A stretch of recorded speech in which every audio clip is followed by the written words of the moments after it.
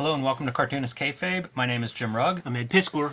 Going to take a look at an issue of Paul Smith's X-Men. Before we do, want to remind everybody that this station is brought to you by the comics that we make. We're working Cartoonist, so the best way to support Cartoonist Kayfabe, pick up the books that we make. Ed Piskor's Red Room, The Antisocial Network, and Red Room Trigger Warnings are both in stores now. They are completely self-contained, can be read in either order, so whichever one you run into first is a perfect place to start with Red Room. Street Angel Deadliest Girl Alive, back in stock back in print from Image Comics. 8 complete stories of the Deadliest Girl Alive. Pick that one up wherever you buy comics. And Hulk Grand Design, Monster Madness.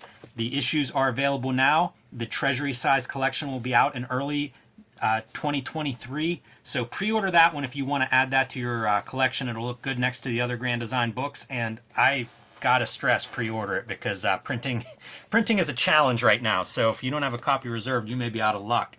And depending on when this video airs, you may still be able to catch Ed in Tokyo at Tokyo Comic Con the last weekend in November. He will be there tabling with Jeff Darrow, so check that out if you're anywhere nearby. That should be an amazing event. So we are going to look at Paul Smith's X-Men work through the lens of this single issue. We just talked about Paul Smith recently in our Wizard number 50 coverage. There was an interview with him. Kind of a very legendary run on X-Men, atypical style-wise of what we had seen with John Byrne and Dave Cockrum. And Smith kind of has this legacy for really, a year on X-Men from the early 80s. So seemed like an interesting guy to dig into and check out that style. A very different take on X-Men.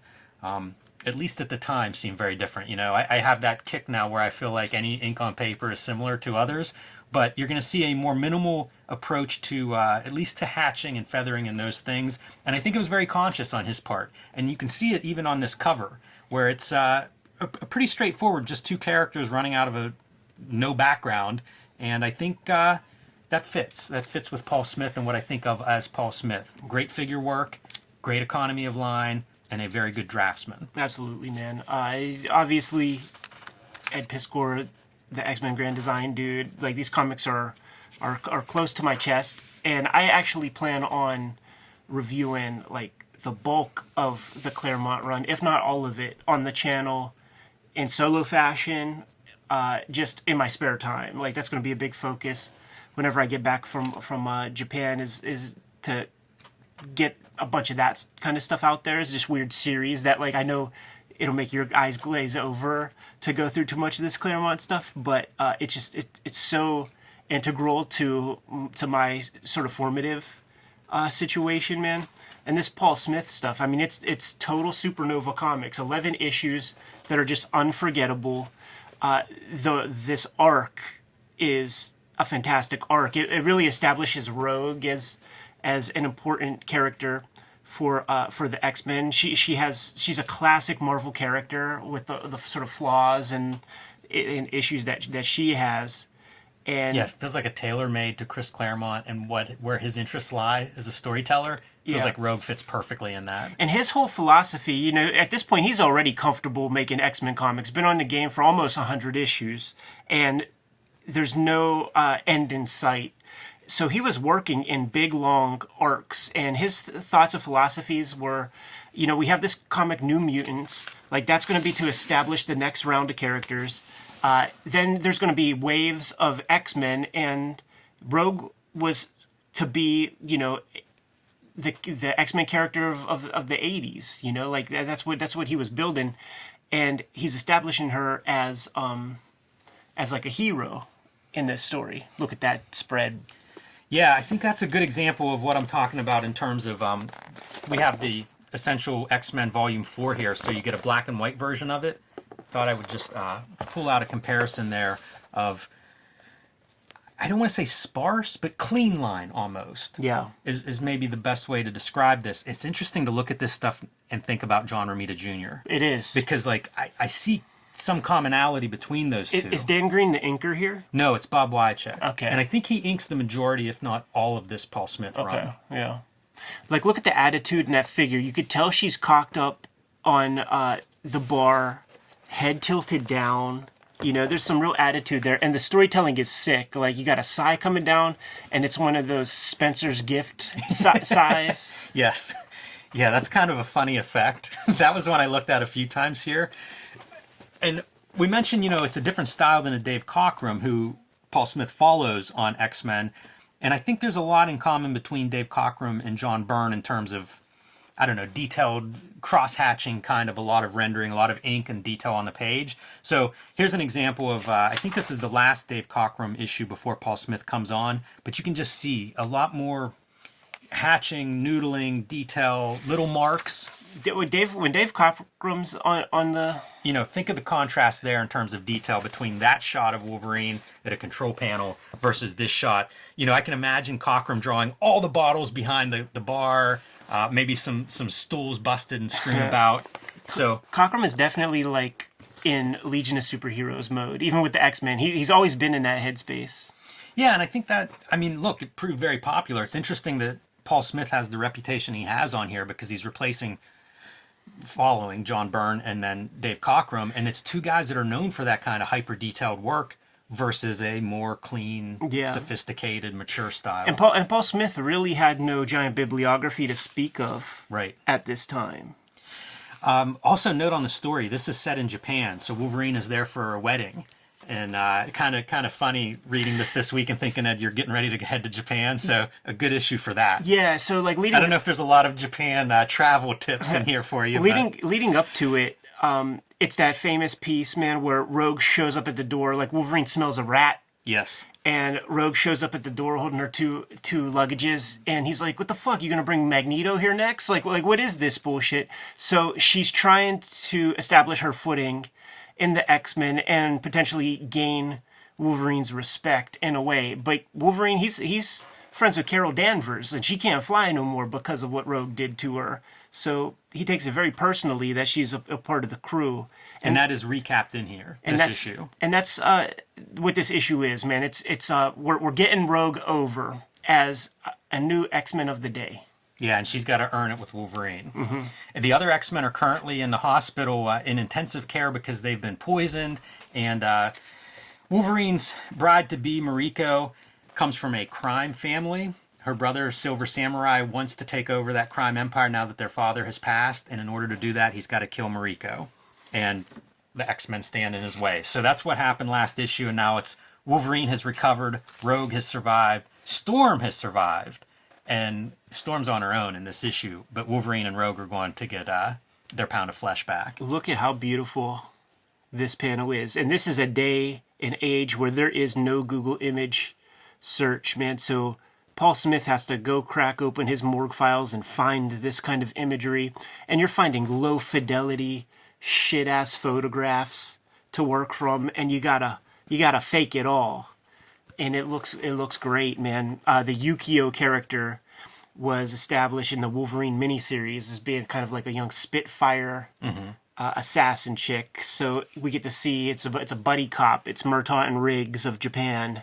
Yeah, and a fun story going on in this issue is Storm is changing. Yeah. And sort of embracing a more reckless, I don't know if it's from hanging out with Yukio or just where Storm is, but you see her like, okay, six on two. Oh, well, you only die once. She's adopting this more, I don't know, rebellious, reckless kind of attitude. And you know what I like about this panel?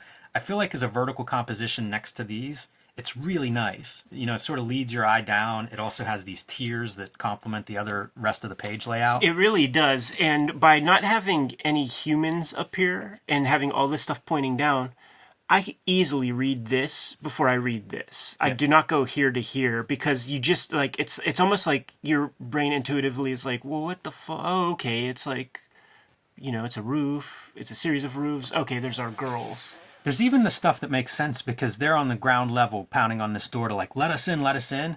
And where's he? Upper level, right? So you have to go back up the page to get to that point of him looking down from above being like, I can't, you guys are too hot. Can't touch you. Can't shelter you. So our gang shows up right in the middle of the page in silhouette. Very easy to understand what's happening there. And but we're back to the Wolverine Rogue story. So we're going to cross-cut throughout this issue. Good way to set up stories and drama. And here we have Wolverine saving Rogue from an invisible, basically she tripped a laser. and this defense mechanism comes out. Wolverine thinks about letting her have it to test how invulnerable she really is, but doesn't. Look at that stalking Wolverine right there. That's really good. But you know what doesn't come across is the idea that Wolverine's like 5'2". You see it in head size, and the guy who's great at it, I think the best, is John Byrne. When you see this, that's a very elegant, like stretched out figure. Yeah, and actually Paul Smith is not bad at it. So there's perspective at play there and things like that. But he is one of the guys that I do think is pretty good with it a lot of the time. So Rogue half jokingly acts like she's going to kiss Wolverine as like a little payback for saving her. And he is not happy with that and says, "You never, ever joke about that." And she says, I didn't mean any harm. And he says, "That's why you're still breathing." She handicapped one of his good friends, man. Yes. Yeah, and that's what's recapped here. So they go back to this crime lord who Wolverine believes is the person that's sending the threats to his fiancée, and finds out he's been dead for a week sitting there. All right, man, cut back to Storm and Yukio fighting this little gang. This is supposed to read as thunder, or as lightning, rather, I think.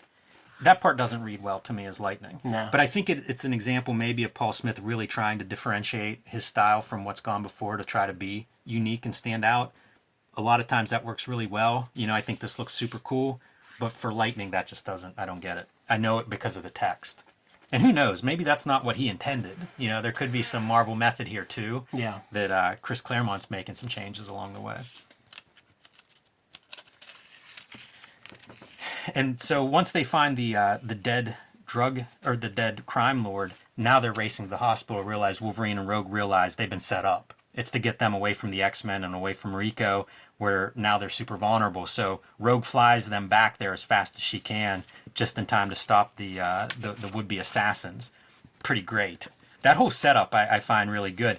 And there's a series of this where it's these horizontal panels, that widescreen thing that got so trendy in the early 2000s. Paul Smith is really using it here, and it looks great. These pages read well. I feel like they're action-packed.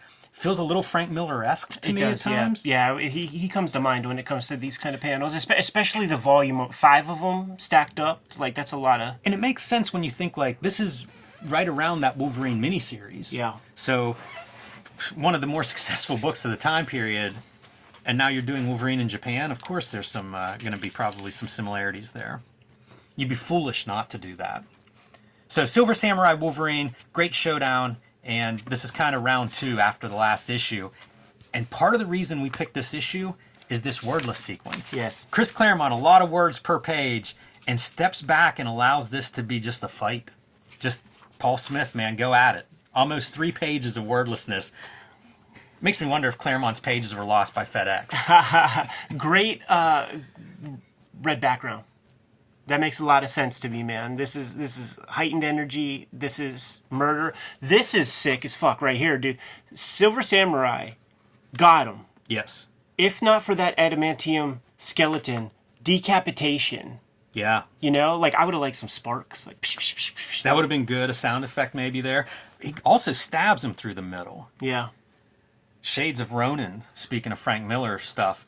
But Wolverine not done yet, and he comes back, and he's got him exposed now. His neck is exposed, claws are out, and Rico stops him. Of course. Too much bloodshed. Look at the eyes, like, trying to get expression out of these blank eyes. Pretty well done. Yeah. Yeah, these guys were really playing around with that at that time. I like the composition space, too, where you have your 2 figures, and now once she steps in, we, spin. We, move back. Look at the Mariko hair, and that's very Paul Smith. And you can see he's consciously not hatching. Mm-hmm. Everybody else would feather that. But we're not done yet. So there's 2 halves of the would-be assassins, and one of them has everybody dead to rights now with the gun pulled. Silver Samurai's in bad shape, but we still have Viper ready to go. How much Steranko-esque is in Viper? 1,000%, man. Like, is she not a member of Hydra or something like that? I guess that must be what she comes from. But there's some cool stuff here that Smith is staging where, you can see Wolverine getting in front of Mariko, protecting her. And the monologue is that he's going to try to get her out the door, is his plan, although he's pretty banged up himself. So nevertheless going to be chivalrous there and protect his fiance and then worry about Viper. This is one of my favorite pieces of the issue, where you see like the bullet is shot and Rogue is faster than a speeding bullet and gets in the way to block the civilian. This is such an odd panel that you have like a corridor going down this way. Feels like two panels. Right. It's so strange. I like it, but it's very, very unusual. So it does allow Wolverine to get out, and Rogue is taking full-on blast. And she even comments, like, she's like, "Oh, I hope your peers appreciate your sacrifice." And she's like, "They don't care if I live or die." That feels like classic Claremont characterization right there. Right, and I mean, this is the hero's journey. Like Rogue has to prove herself, and she fully does. And how good is this moment? So dispatches, well, maybe not dispatches, but her gun malfunctions, so Viper and Samurai teleport away. Yeah. Amazing that teleporting was just, yeah, that's fine. Middle of the fight. Big climactic moment. We'll just use that. But it does give us the Wolverine-Rogue bonding moment where Wolverine gives her his healing power there to save her life, because in his mind she saved his fiance. And think about the stuff that's required to just make a good story. You got to have your setups and payoffs, and in comics you got to do that every issue. So earlier we established the part where Rogue is about to kiss him, and then establishes her powers like what they are, and so he's going to be able to give some of his juice, because we saw what his powers are. Because like he could have been decapitated, but he wasn't. Right. Yeah, super well done. I was going to say, though, I wish comics did that now. Yeah, sure. It's really well done here, though. You're right. All the rules are set up in this issue. If this was your first X-Men issue, you'd get a lot out of this one. Totally. This is so great, though. I think Paul Smith's use there of an open panel, a very long shot, I mean, visual drama. I almost use that composition in a way in grand design, because to me the moment is more about establishing Rogue, really more than it is about the Mariko wedding stuff. I think that's true too, and I think Claremont at least would have been very conscious of that, because like this is man and woman here. This is Wolverine kissing Rogue. This is the union that we're seeing. Right. This is the X-Men union here, and it's how many unions do you get? One couple is going to come out of this issue, and it's these two. And not romantically, but, in terms of the bond, that's what happens here. And this is a strange bit of storytelling, I think. Yeah. It's very subtle what happens here, but we have somebody pass through Mariko's life and maybe change the trajectory of her plans. Yes, and it's very mysterious right here, but you flip the page, we get through the rest of the bit, and we're set up for a Shinto wedding, that's all going to go down.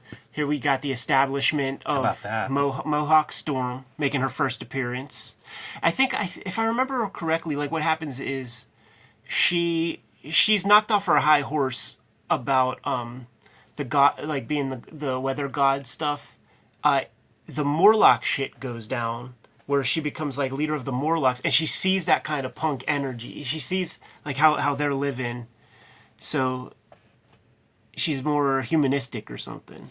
What the heck are the editors thinking whenever this shows up?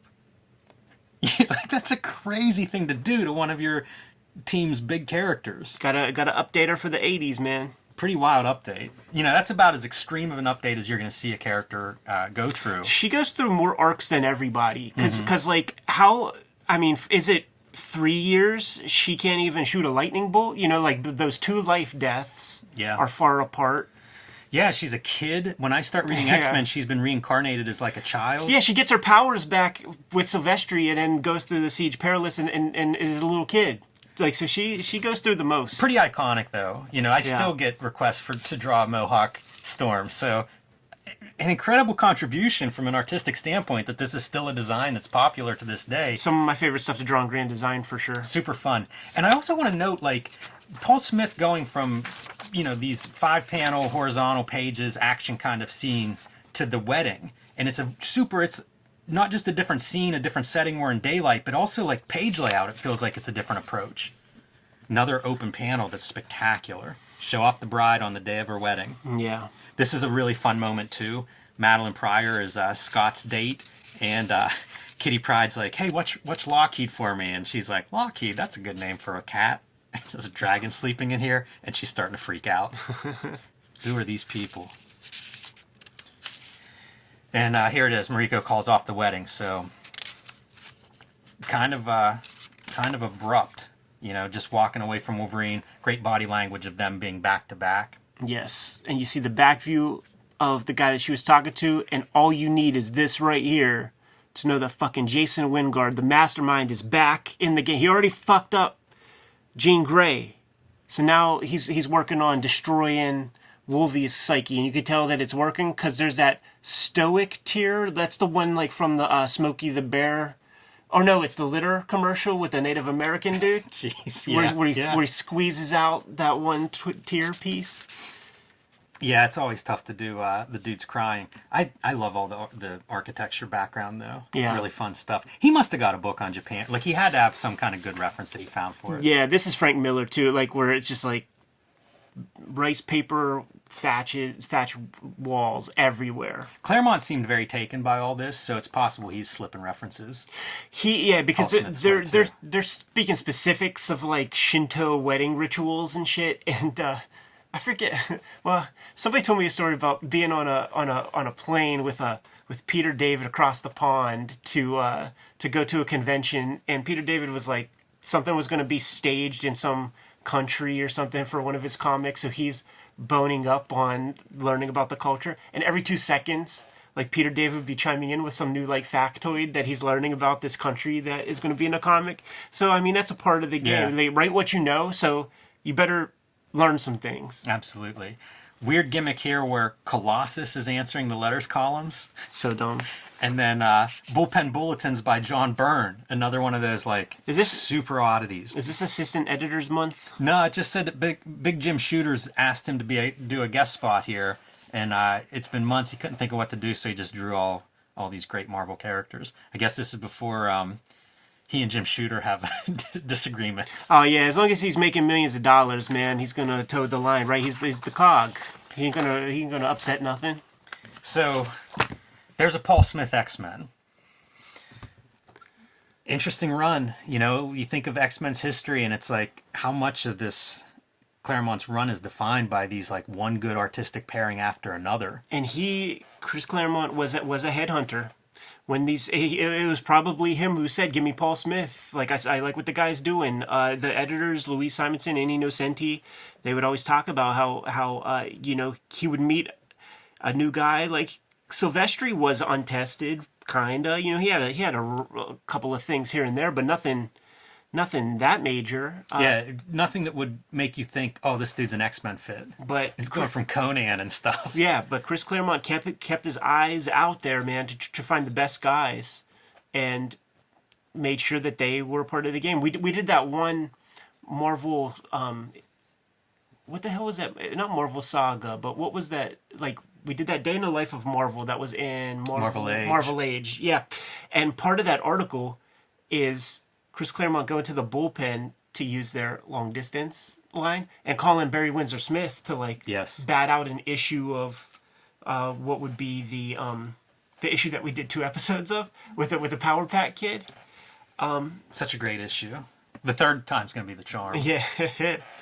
Look at the just like the line for the boot and how well that fits in with both the claws and also this highlight. Wonder if he had some influence on the coloring for that. Yeah, because you see that white outline carry over in a lot of the both of those figures. If he did, then what's up with the orange eyeballs? Good point. Good to go? Yes. Kayfabers, like, follow, subscribe to the YouTube channel, hit the bell. We'll notify you when new vids are available. Jimmy, tell the people what's out there. Hulk Grand Design Monster Madness is in stores now. Pick that up if you can't wait until early 2023 when the oversized Treasury Edition shows up with 40 extra pages. And I recommend you pre-order that one just because of the weird delays in printing and stuff. You want to make sure you get a copy of Hulk Grand Design Treasury. Street Angel Deadly Scroll Live, back in print after almost a year from Image Comics. You can get it wherever you find books. And join me on patreon.com/JimRugg, where you can see a lot more of my work, including a collection of all of my freelance cover work with annotations. Red Room, the Antisocial Network, Red Room Trigger Warnings, Murder on the Dark Web for Fun and Profit is the name of the game. Each of these books is completely self-contained, has 4 stories plus 60 plus pages of additional materials, and I'm serializing new works on my Patreon. So you get everything from this. from both of these, plus new stuff, more than 300 pages for $3 a month, less than a penny a page. And I put new strips out all the time. Hit up my link tree in the description below this video. You'll be able to subscribe and get these books. Jimmy, what else do we have out there? Subscribe to the Cartoonist Kayfabe e-newsletter at the links below this video. You can also find Cartoonist Kayfabe t-shirts, merchandise, mugs, fanny packs, and more at our spread shop. And that link is also available under this video. Another great way to support the Cartoonist Kayfabe channel. Given those marching orders, Jimmy, will be on our way. Read more comics.